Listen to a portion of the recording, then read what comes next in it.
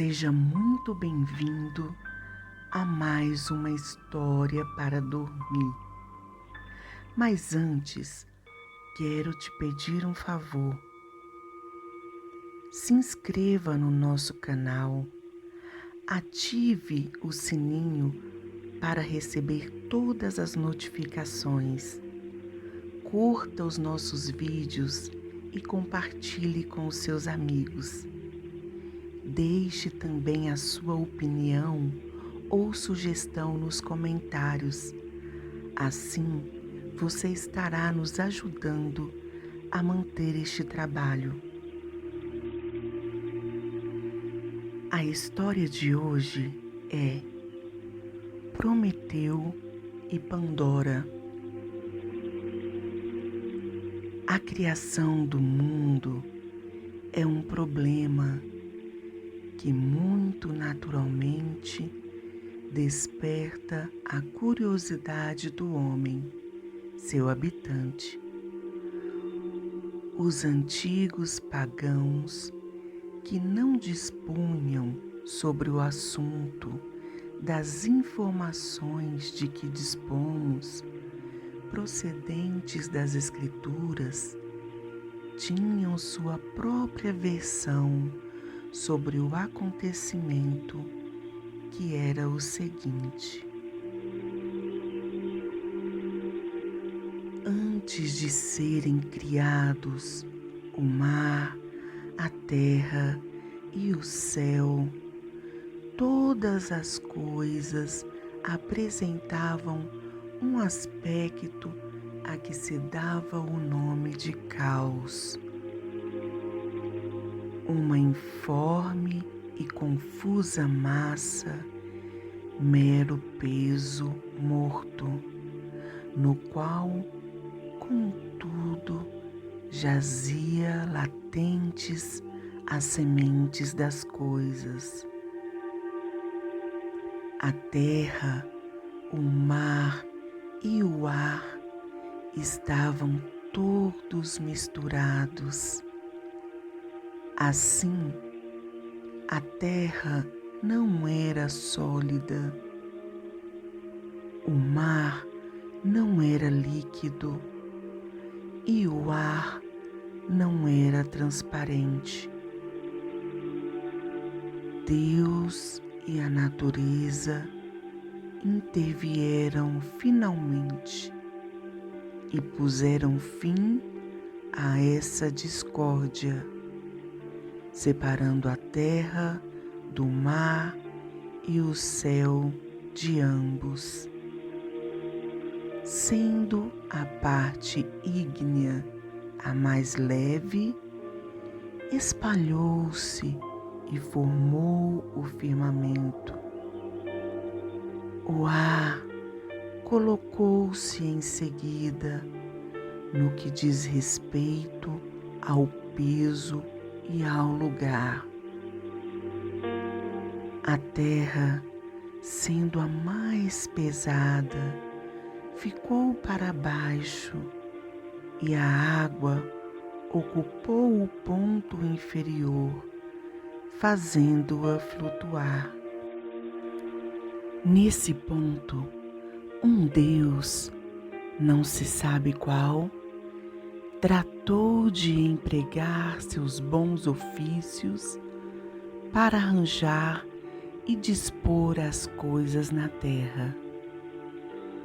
Determinou aos rios e lagos seus lugares, levantou montanhas, escavou vales, distribuiu os bosques, as fontes, os campos férteis e as áridas planícies. Os peixes tomaram posse do mar, as aves do ar e os quadrúpedes da terra. Tornara-se necessário, porém, um animal mais nobre, e foi feito o homem. Não se sabe se o Criador o fez de materiais divinos ou se na terra, há tão pouco tempo separada do céu, ainda havia algumas sementes celestiais ocultas. Prometeu tomou um pouco dessa terra e, misturando-a com água, fez o homem à semelhança dos deuses. Deu-lhe o porte ereto, de maneira que, enquanto os outros animais têm o rosto voltado para baixo, olhando a terra, o homem levanta a cabeça para o céu e olha as estrelas. Prometeu era um dos titãs, uma raça gigantesca que habitou a terra antes do homem. Ele e seu irmão Epimeteu foram incumbidos de fazer o homem e assegurar-lhe e aos outros animais todas as faculdades necessárias à sua preservação.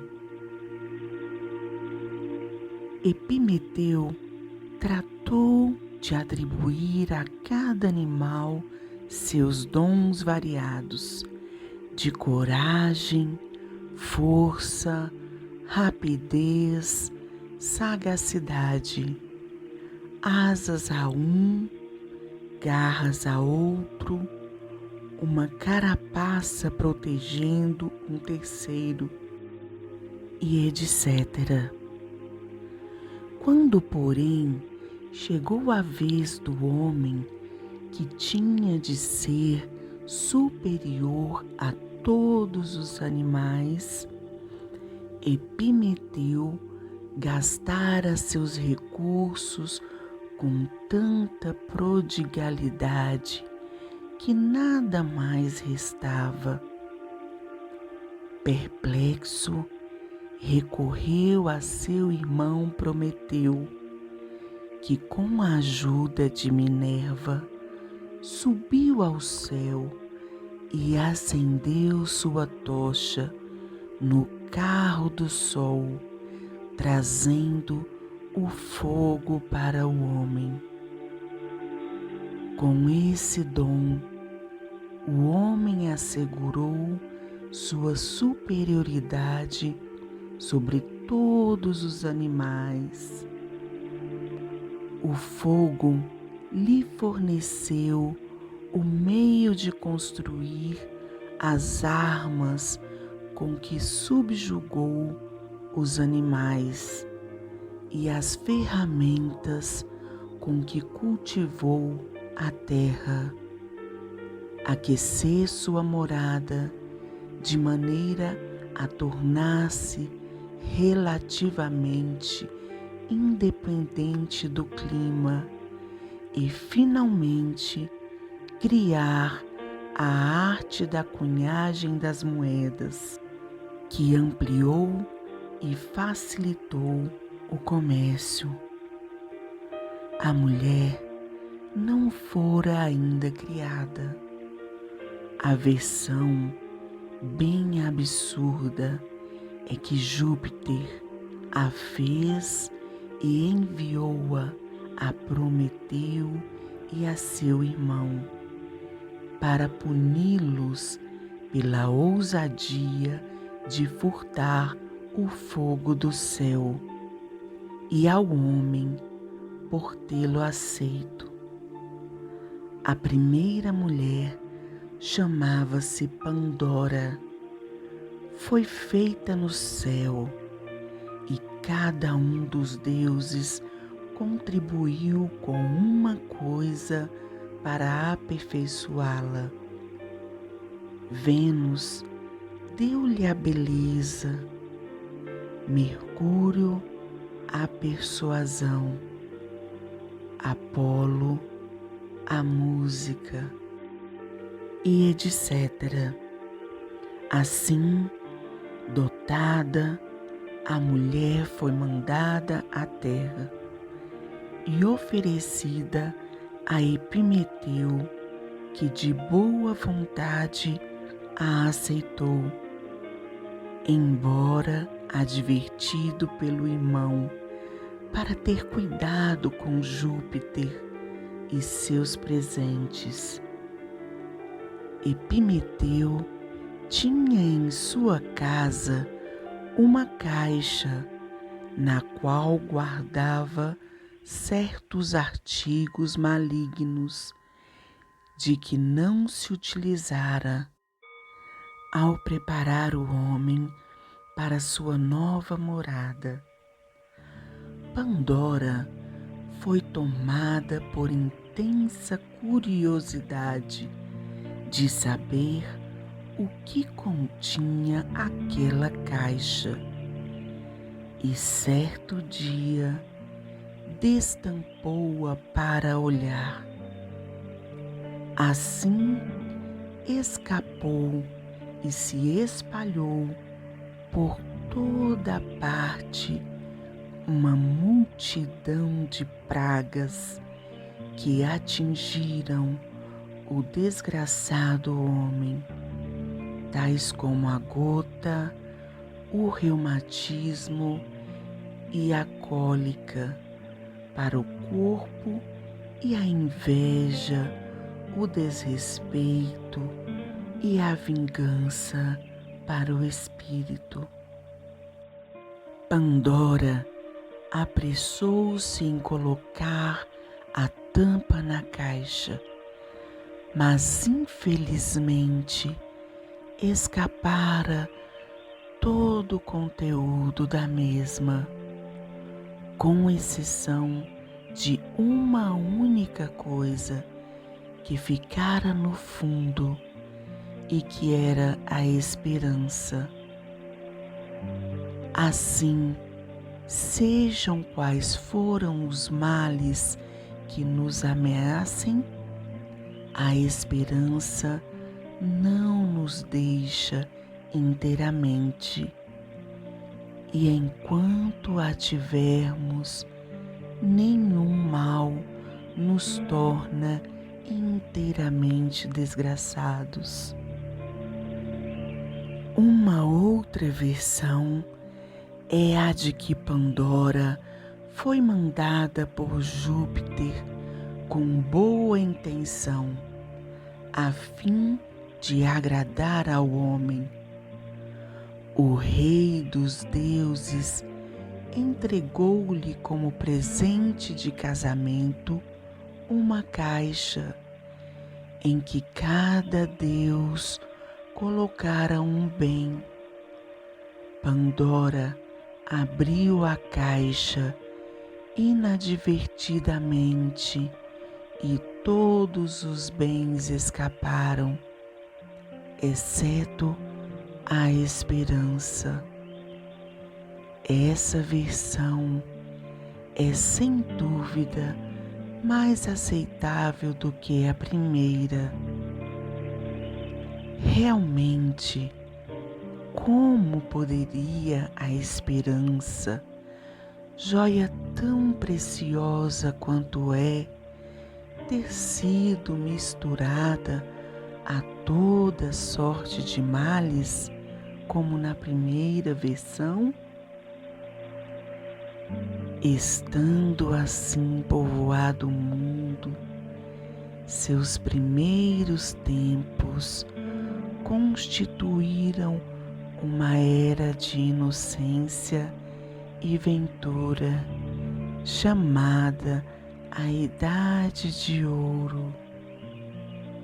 Reinavam a verdade e a justiça, embora não impostas pela lei, e não havia juízes para ameaçar ou punir. As florestas ainda não tinham sido despojadas de suas árvores, para fornecer madeira aos navios, nem os homens haviam construído fortificações em torno de suas cidades. Espadas, lanças ou elmos eram objetos desconhecidos. A terra produzia tudo necessário para o homem, sem que este se desse ao trabalho de lavrar ou colher. Vicejava uma primavera perpétua. As flores cresciam sem sementes. As torrentes dos rios eram de leite e de vinho. O mel dourado escorria dos carvalhos. Seguiu-se a Idade de Prata, inferior à de ouro, porém melhor do que a de cobre. Júpiter reduziu a primavera e dividiu o ano em estações. Pela primeira vez, o homem teve de sofrer os rigores do calor e do frio, e tornaram-se necessárias as casas. As primeiras moradas foram as cavernas, os abrigos das árvores frondosas e cabanas feitas de hastes. Tornou-se necessário plantar para colher. O agricultor teve de semear e de arar a terra com a ajuda do boi.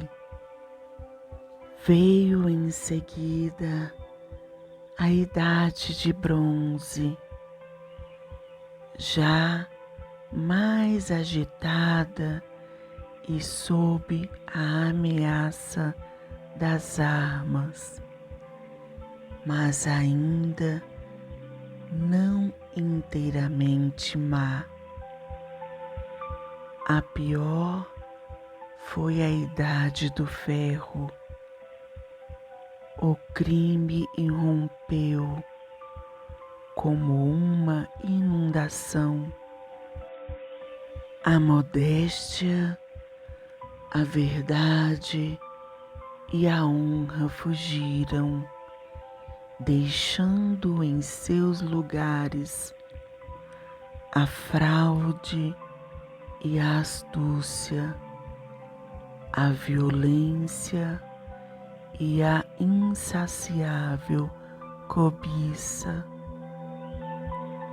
Os marinheiros estenderam as velas ao vento e as árvores foram derrubadas nas montanhas para servir de quilhas dos navios e ultrajar a face do oceano.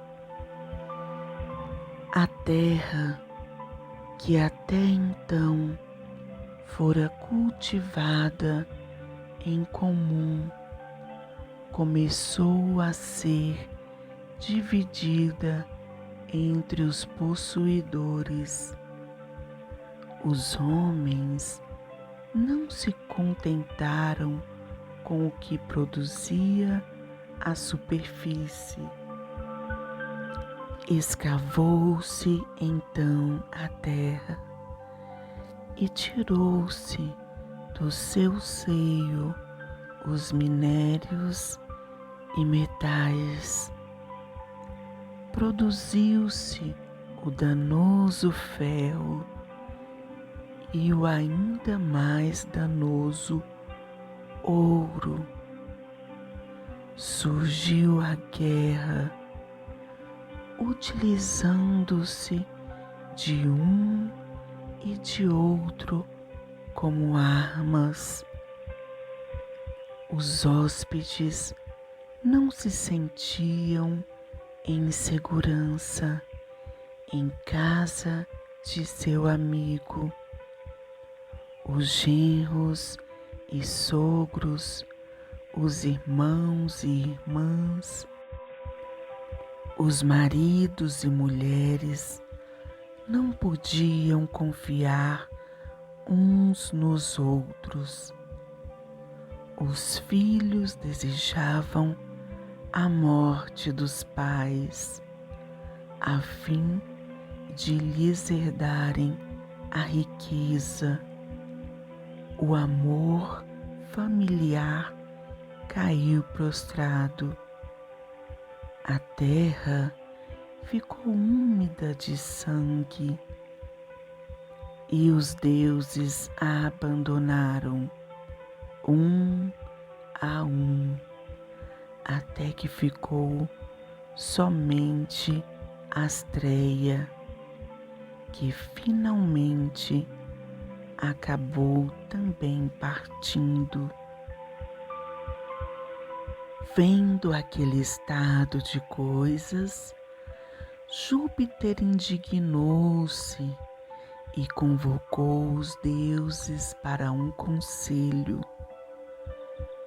Todos obedeceram à convocação e tomaram o caminho do Palácio do Céu. Esse caminho pode ser visto por qualquer um nas noites claras, atravessando o céu, e é chamado de Via Láctea. Ao longo dele ficam os palácios dos deuses ilustres. A plebe celestial vive à parte, de um lado ou de outro. Dirigindo-se à Assembleia, Júpiter expôs as terríveis condições que reinavam na terra e encerrou as suas palavras, anunciando a intenção de destruir todos os habitantes e fazer surgir uma nova raça, diferente da primeira, que seria mais digna de viver e saberia melhor cultuar os deuses.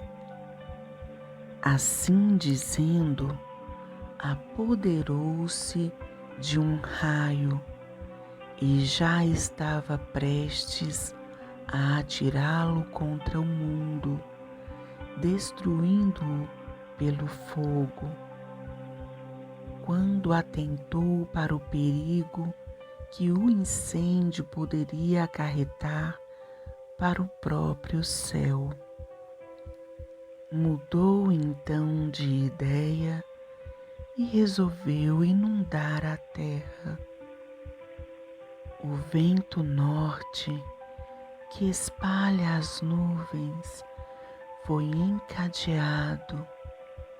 O vento sul foi solto e em breve cobriu todo o céu com escuridão profunda.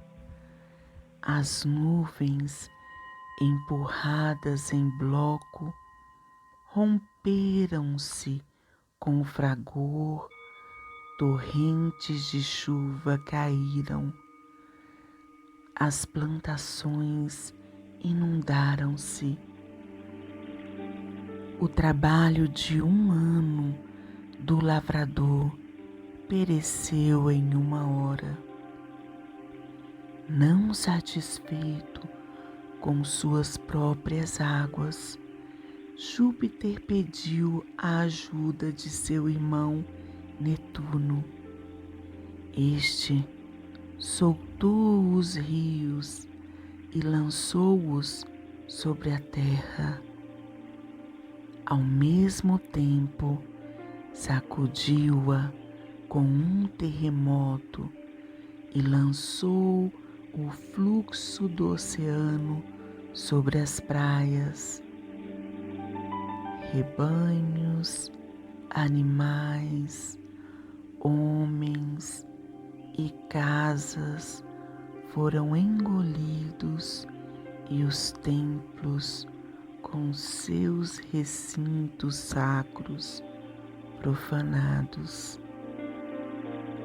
Todo o edifício que permanecera de pé foi submergido e suas torres ficaram abaixo das águas. Tudo se transformou em mar, num mar sem praias.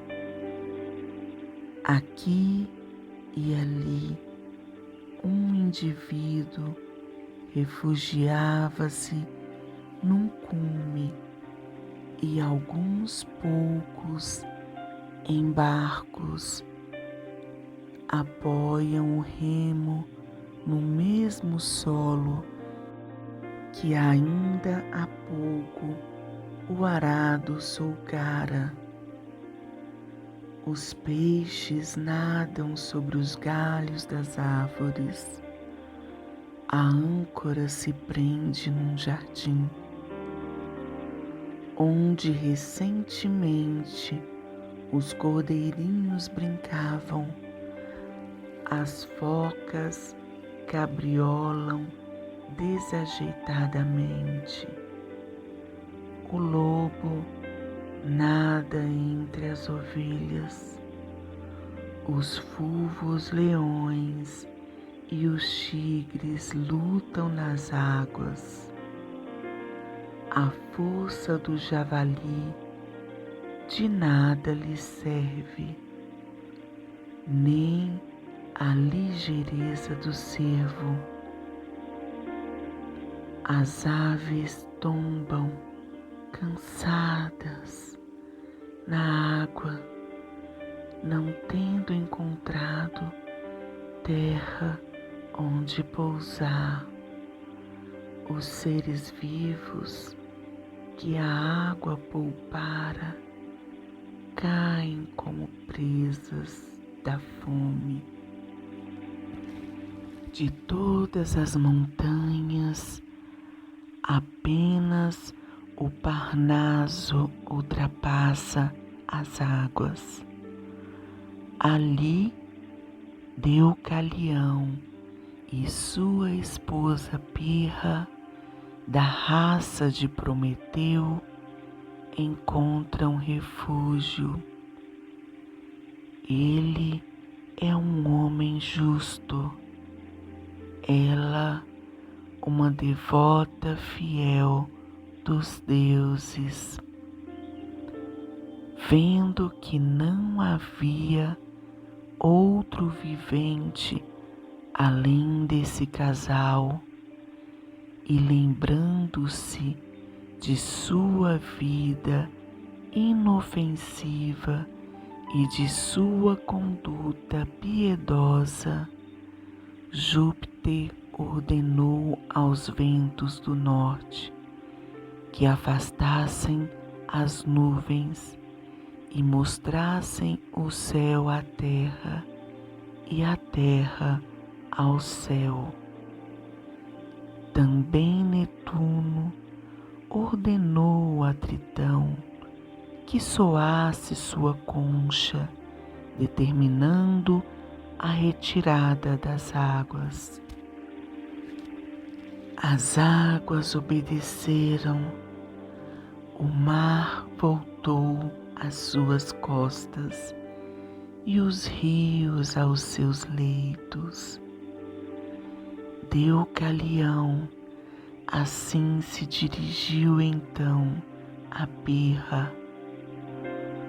Ó esposa, única mulher sobrevivente, unida a mim, primeiramente pelos laços do parentesco e do casamento, e agora por um perigo comum, pudéssemos nós possuir o poder de nosso antepassado Prometeu e renovar a raça como ele fez pela primeira vez.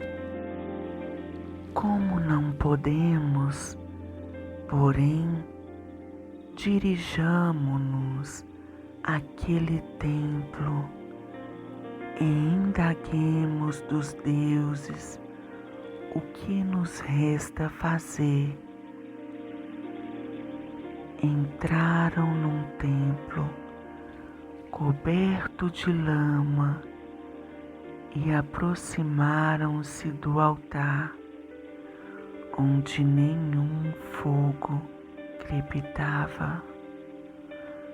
Prostraram-se na terra e rogaram à deusa que os esclarecesse sobre a maneira de se comportar naquela situação miserável. Saí do templo com a cabeça coberta e as vestes desatadas, e atirai para trás os ossos de vossa mãe. Respondeu o oráculo. Estas palavras foram ouvidas com assombro. Birra foi a primeira a romper o silêncio. Não podemos obedecer, não vamos nos atrever a profanar os restos de nossos pais. Seguiram pela fraca sombra do bosque, refletindo sobre o oráculo. Afinal, Deucalião falou: se minha sagacidade não me iludiu, poderemos obedecer à ordem sem cometermos qualquer impiedade. A terra é a mãe comum de todos. As pedras são seus ossos. Poderemos lançá-las para trás de nós. E creio ser isto que o oráculo quis dizer. Pelo menos não fará mal tentar. Os dois velaram o rosto, afrouxaram as vestes, apanharam as pedras e atiraram-nas para trás. As pedras, maravilha das maravilhas, amoleceram e começaram a tomar forma. Pouco a pouco foram assumindo uma grosseira semelhança com a forma humana, como um bloco ainda mal acabado nas mãos de um escultor. A umidade e o lodo que havia sobre elas transformaram-se em carne. A parte pétrea transformou-se nos ossos. As veias ou veios da pedra continuaram veias, conservando seu nome e apenas mudando a sua utilidade. As pedras lançadas pelas mãos do homem tornaram-se homens. As lançadas pela mulher tornaram-se mulheres. Era uma raça forte e bem disposta para o trabalho, como até hoje somos.